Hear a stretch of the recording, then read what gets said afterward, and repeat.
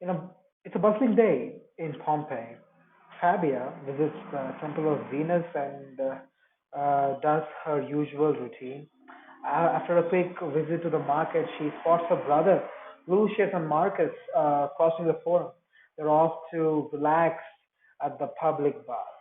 Marcus spends the entire morning helping a master craftsman lay a grand mosaic floor while Lucius worked in the brickyard. It's been 17 years since an earthquake hit Pompeii and its neighboring city, and there's still construction and repair work to do. Fabia and her brothers discuss the recent tremors everyone's been feeling.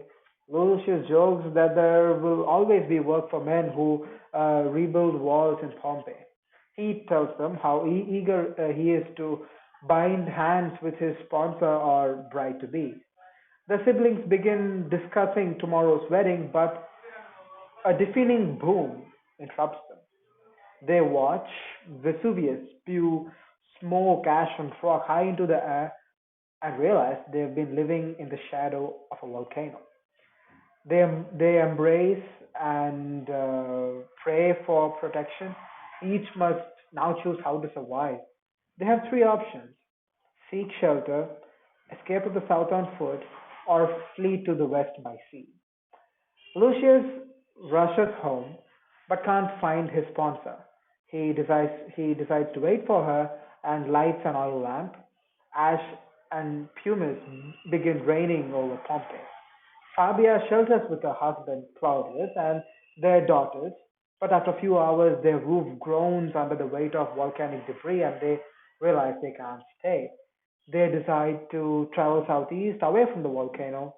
The family joins swarms of people wading through hot ash on the Cardo Maximus and begins navigating towards one of Pompeii's southern gates. Marcus finally reaches his home and gathers his wife and children. They decide to escape by sea, but as they approach the docks, they discover waves brimming with volcanic matter, making it impossible for boats to navigate close enough to shore. Trying to keep calm for the children, they huddle underneath hot docks. Now the deadliest phase of the disaster begins.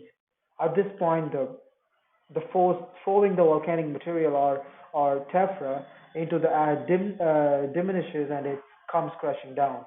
Hot ash and noxious gas below out in a wave known as pyroclastic surge.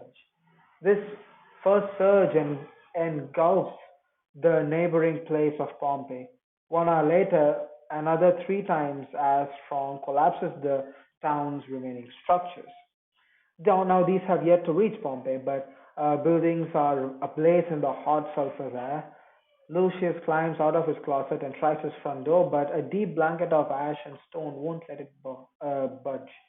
His lamp flickers and dies.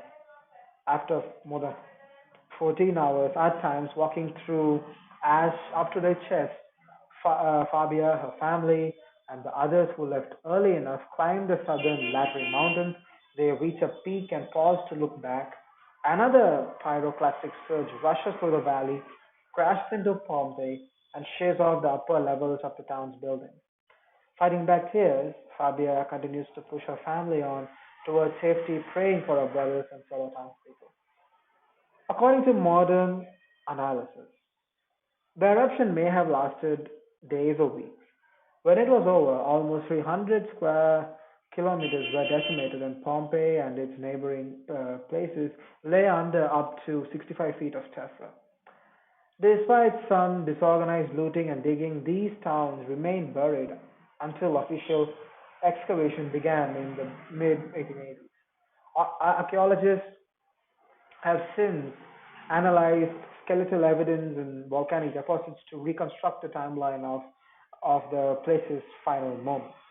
They have revealed a poignant glimpse at the experiences of the eruption's victims. Much of our understanding of ancient Roman life, from food and furniture to architecture and economics, comes from these ruins, actually.